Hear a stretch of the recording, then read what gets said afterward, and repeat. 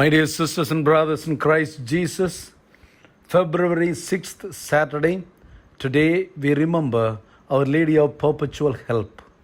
Let us turn our heart and mind to our Blessed Mother, Our Lady of Perpetual Help, for the grace and the blessings that she has interceded for all of us in the past whole week, and thank her enough. My dear friends, today's liturgy of the word invites us to reflect upon the meaning of a holy rest, the meaning of a rest, the spirituality of rest.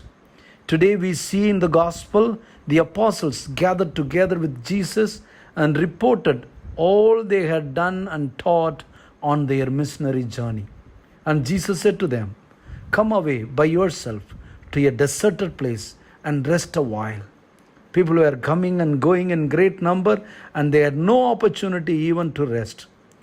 Don't we burn ourselves in doing many jobs, works to make money, forgetting even the importance of Sunday liturgy, our personal time with God? Do we have any understanding of what does it mean to rest physically, mentally, and spiritually? Today's liturgy of the word invites our attention for a very important thing in our life. Let me start today's reflection with a very beautiful prayer. Lord, I believe that you were present here. You know me through and through. Despite my weaknesses, sins, and imperfections, you still love me. Lord, thank you for your love. Today I give you my mind and heart and my will. Mold me and use me as you wish. Our petition today is, Our Lady of Perpetual Help, obtain for us the grace to understand and live the Christian meaning of rest. Three things we needed to know today. A needed rest. Second thing is thinking about others. The third one is thinking about God. These three things involve in understanding the spirituality of rest. The first thing, a needed rest. Jesus knows very well that his disciples need to rest after returning from a long missionary journey and hard work.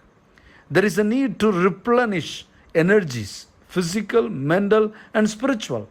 It's within God's will to put moments of physical rest into our daily programs.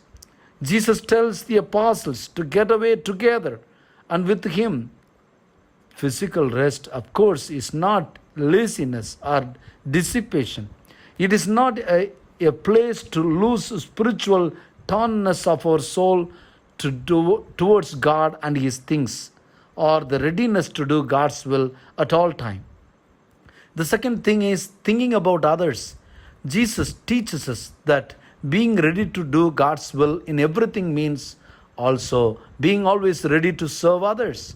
How beautiful it is when families can relax together with each member, not just selfishly thinking about myself or oneself, how much fun one can have, or making sure everybody obeys my whims. In a culture where vacation is synonymous with loafing, Jesus reminds us that for a Christian, relaxing or having fun are not incompatible with thinking about or serving others. Jesus' compassionate heart was always active, even with the rest on his mind. He was moved to give himself to the people who needed to hear the word of God. Is my heart like Christ? Am I aware of the physical and spiritual needs of my family and friends even on my day off? The third thing, thinking about God. There is a deeper meaning to rest, turning all our activity to glorify God and expressing our loving dependence on him. He commanded us to set apart one day of the week to rest in him, to direct our hearts and minds to him, to offer him the fruits of our week's work, and to receive his grace to begin another new week. Sunday must be the highlight of a Christian's week, not just because he finds a leave from his work, but because he offers all his work and himself and his family to God the Father during the communal celebration of Mass, the heart of Sunday. This God centered focus is extended throughout the whole Sunday rest, where daily concerns and tasks can find their proper perspective.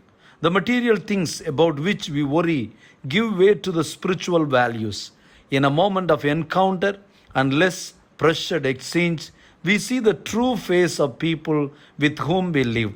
Even the beauties of nature, too often marred by the desire to exploit, which turns against man himself, can be rediscovered and enjoyed to the full, says St. John Paul II in Deus Domini number 7. My dear friends, I invite you to have a conversation with Christ. Join with me. Lord Jesus, help me to find my true rest in you. You are the source of all that is good. Help me to order all my work and material things towards spiritual values. Help me make Mass the heart of my Sunday. As well, help me use Sunday to see the true face of my family, friends, colleagues, and clients. They are the souls which you call me to love, serve, and bring closer to you. Let me take a resolution today. I will find some concrete way to prepare myself and my family for the celebration of Sunday Mass, reflecting on the Mass readings, organizing ourselves to arrive early to visit Jesus in the Blessed Sacrament, doing some service of charity like visiting the sick and early on Sunday to give glory to God. My dear friends, let this message of today's gospel penetrate into our hearts, into our whole self, that we may become the beloved disciples of Jesus and the wonderful devotees of Our Lady of Perpetual Help. God bless you. Have a great weekend.